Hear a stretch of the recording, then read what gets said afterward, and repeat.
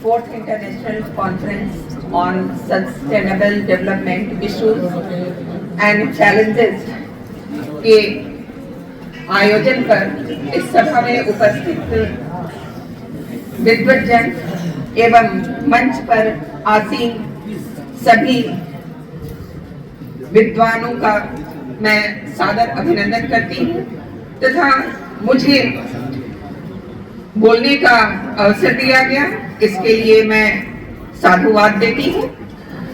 तो मैं अपनी बात सस्टेनेबल डेवलपमेंट को मैं शुरू करना चाहूंगी। एक महाउपनिषद का श्लोक है, अयम निज परो वेत्ति गणना लघु चेत शाम उदार चरिता नाम तू वसुधैव कुटुंबकम। यह मेरा है, यह तेरा है, यह कौन सोचता है जिसकी बुद्धि संकुचित होती है और जिसकी बुद्धि संकुचित नहीं होती, जो उदार हृदय वाले होते हैं, वो संपूर्ण धरती के प्राणी मात्र को अपना परिवार मानते हैं, सभी व्यक्ति को अपना परिवार मानते हैं। यदि हम सभी को अपना परिवार मानने लगेंगे तो सारी समस्याओं का हल स्वतः निकल जाएगा। सस्टेनेबल डेवलपमेंट अपने आप होने लगेगा। सस्टेनेबल डेवलपमेंट की अवधारणा है कि वर्तमान पीढ़ी की सभी आवश्यकताओं को और जरूरतों को पूरा किया जाए तथा आगामी पीढ़ी अर्थात भविष्य की जरूरतों को भी ध्यान में रखा जाए, जो कि अनंत काल तक सस्टेन करे, जिसका संवहन आगे तक पीढ़ी दर पीढ़ी होता चले। तो इसकी सबसे पहली चर्चा 25 से 27 सितंबर 2015 में संयुक्त राष्ट्र संघ में हुई थी और 15 तक पहले के सस्टेनेबल डेवलपमेंट के गोल पूरे हो की धारणा जो निर्धारित की गई थी, लक्ष्य जो निर्धारित था, वो पूरा समय पूरा हो चुका था।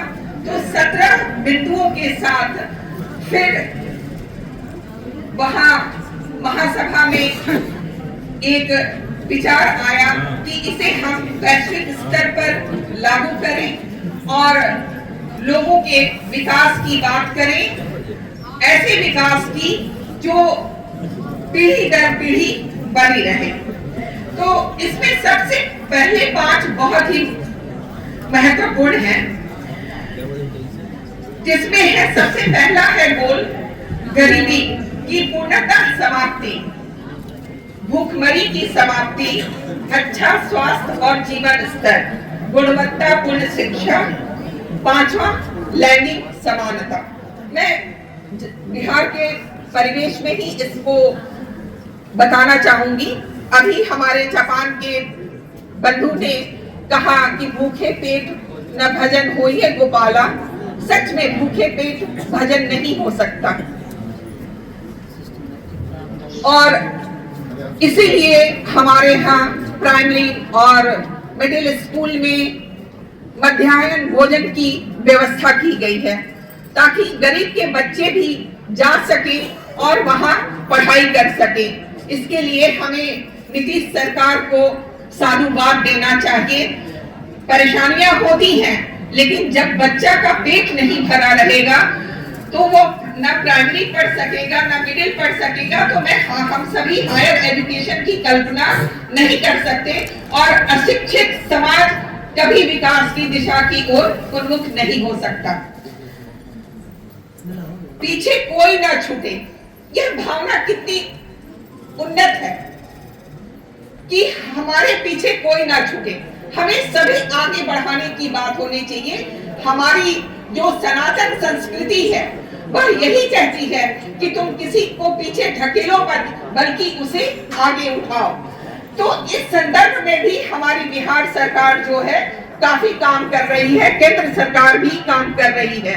भूखमरी के लिए हमारे यहाँ प्रत्येक व्यक्ति को 5 किलो अनाज दिया जाता है ताकि वह भूखे पेट न सोए। अच्छा स्वास्थ्य और जीवन स्तर, हमें लगता है कि यदि बच्चों को पौष्टिक भोजन मिलेगा तो उनका स्वास्थ्य स्वतः ही अच्छा होगा और वो अच्छा कर सकेंगे, क्योंकि स्वस्थ मस्तिष्क में ही, स्वस्थ शरीर में ही स्वस्थ मस्तिष्क का निवास होता है। जब हमारा शरीर ही स्वस्थ नहीं रहेगा तो हम कुछ सर्जन नहीं कर सकते, इनोवेशन नहीं कर सकते, रिसर्च नहीं कर सकते। और गुणवत्तापूर्ण शिक्षा, तो इसमें प्राइमरी और मिडिल एजुकेशन, सेकेंडरी एजुकेशन को फ्री करने की बात की गई है, जो कि यहाँ हो रहा है, और प्री प्राइमरी एजुकेशन सभी को मिले, इस पर भी काम हो रहा है। टेक्निकल, वोकेशनल और हायर एजुकेशन सभी के लिए एक्सेसिबल हो, इस पर भी काम हो रहा है। इसके लिए बहुत सारी छात्रवृत्ति दी जाती है और यहाँ तक कि स्टूडेंट क्रेडिट कार्ड योजना के तहत 5 लाख रुपए प्रोफेशनल एजुकेशन के लिए या किसी की उच्च शिक्षा के लिए बच्चों को बिहार सरकार के द्वारा दिया जाता है।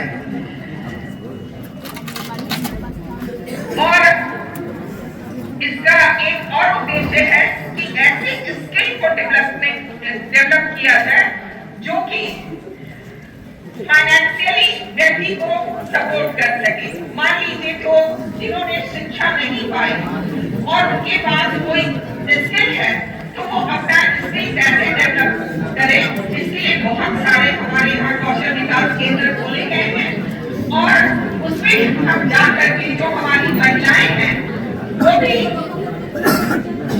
शिक्षा ले सकती है, सिलाई कर सकती है, ब्यूटिशियन का कोर्स कर सकती है, एक्यूप्रेशर का कोर्स कर सकती है, टाइपिंग सीख सकती है। बहुत सारे आपके स्किल डेवलपमेंट की योजनाएं हैं जिसमें आप जाकर के काम कर सकते हैं। और एजुकेशन में डिस्क्रिमिनेशन ना हो, विभेद ना किया जाए, इसकी भी व्यवस्था की गई है। सबसे पहले हमारे यहाँ सभी के लिए एजुकेशन को सहज और सुगम्य बनाया गया। हमारे यहाँ बहुत सारी बच्चियां हमारी पढ़े लैंगिक समानता को देखते हुए हमारे यहाँ बच्चियों के लिए सैनिटरी नैपकिन की व्यवस्था की गई, पोशाक की व्यवस्था की गई, साइकिल की व्यवस्था की गई, बहुत तरह की स्कॉलरशिप की व्यवस्था की गई, कॉपी किताब की व्यवस्था की गई है, रहने वाले बेड की व्यवस्था की गई है, ताकि यहाँ हमारी बच्चियां बच्चे पढ़ सकें। और अच्छे शिक्षकों की भी व्यवस्था की गई है। हमारे यहाँ अभी 8 लाख शिक्षक, अभी शिक्षकों की बहाली हुई है, तो वो बीपीएससी के थ्रू भी है। तो हमने देखा कि अभी जो शिक्षक आए हैं वो उनमें क्वालिटी है। ये नहीं कहते कि पहले के शिक्षकों में क्वालिटी नहीं है, लेकिन अच्छे शिक्षकों की बहाली की शुरुआत कर दी गई है। और इसके लिए विदेश से भी फंडिंग है, बहुत सारे एनजीओ काम कर रहे हैं। साथ ही हमारे जो बहुत सारे ऐसे व्यक्ति हैं जो सामाजिक कार्यकर्ता हैं, जो एनजीओ के बिना ही काम करते हैं, ऐसे लोग भी बहुत सारे काम कर रहे हैं कि शिक्षा आगे बढ़े, बच्चों को गुणवत्तापूर्ण शिक्षा मिले। परंतु यहाँ विचारणीय प्रश्न है कि हमारी सरकारें या विश्व स्तर पे नियम कानून नीतियां बना दी जाती हैं, परंतु उसको हम आगे खुद ही बढ़ा सकते हैं। उसमें सहयोग हम आम जनता को करने की जरूरत है। कोई नीतियां तब तक कारगर नहीं हो सकती जब तक हम अपने मन को उदार नहीं बनाएंगे। हम जब तक आगे की पीढ़ी को जाति पात धर्म संप्रदाय से ऊपर उठकर आगे बढ़ाने की कोशिश नहीं करेंगे, तो हम सभी यहाँ शिक्षक बैठे हैं और छात्र भी बैठे होंगे, मैं यही कहूंगी कि आप अपने आसपास के लोगों को शिक्षित करें, शिक्षित होने के लिए प्रेरित करें। साथ ही इस 17 उद्देश्यों में एक पर्यावरण का भी उद्देश्य है। तो पर्यावरण है तो हम हैं। यह धरती जब तक जीवित है तब तक हम जीवित हैं। तो हमें अपनी धरती की सुरक्षा करनी होगी, हमें अपने पर्यावरण के प्रति सचेत रहना होगा, पेड़ पौधे लगाने होंगे। आसपास की बस्तियों में जहां लोग वंचित हैं, इसलिए सफाई के महत्व को नहीं जानते, अशिक्षित हैं इसलिए सफाई के महत्व को नहीं जानते, तो उन्हें सफाई के महत्व को समझाना होगा और उन्हें सफाई से रहने के लिए प्रेरित करना होगा। हमारे छात्र छात्राएं एनएसएस से जुड़े होते हैं, जो एक सामाजिक इकाई है जिसमें समाज की सेवा की जा सकती है। ऐसे बच्चे झोपड़पट्टियों में जा करके वहाँ के बच्चों को शिक्षा दे सकते हैं। मैं पहले जहाँ जयप्रकाश विश्वविद्यालय में प्रधानाचार्य थी, वहाँ हमारे 3 छात्राओं को राष्ट्रपति पुरस्कार मिला था। उनमें से 2 मेरी छात्राएं निःशुल्क शिक्षा रेलवे पटरी के बगल में चलाती हैं और वह अनवरत 10-15 वर्षों से चल रहा है। वह कोई पैसा नहीं लेती, वह किसी एनजीओ से नहीं जुड़ा है। तो मैं ये कहना चाहूंगी कि यहाँ जो हमारी छात्र और छात्राएं हैं, वो भी इस क्षेत्र में काम कर सकते हैं। वो ये न सोचें कि लोग क्या कहेंगे, हम वहां जाकर करेंगे। पहले लोग बुराई करते हैं, फिर बाद में आपकी तारीफ करते हैं आपके उपलब्धियों को देख करके। इसलिए ये मन से निकाल दीजिए कि लोग क्या कहेंगे। कहा भी गया है कि सबसे बड़ा है रोग क्या कहेंगे लोग। तो आप आगे बढ़ के गुणवत्तापूर्ण शिक्षा के लिए छोटे से बड़े तक हम सबको आगे आकर के इस कार्यक्रम में अपनी महत्वपूर्ण भूमिका निभानी है, क्योंकि शिक्षा ही सभी चीजों का मूल आधार है। हम शिक्षित हो जाएंगे तो असमानता, भुखमरी, गरीबी सभी चीजें समाप्त हो जाएंगी और हम आगे बढ़ेंगे, देश बढ़ेगा, विश्व बढ़ेगा, सभी भाईचारा से रहेंगे। धन्यवाद। जय हिंद, जय भारत, जय बिहार।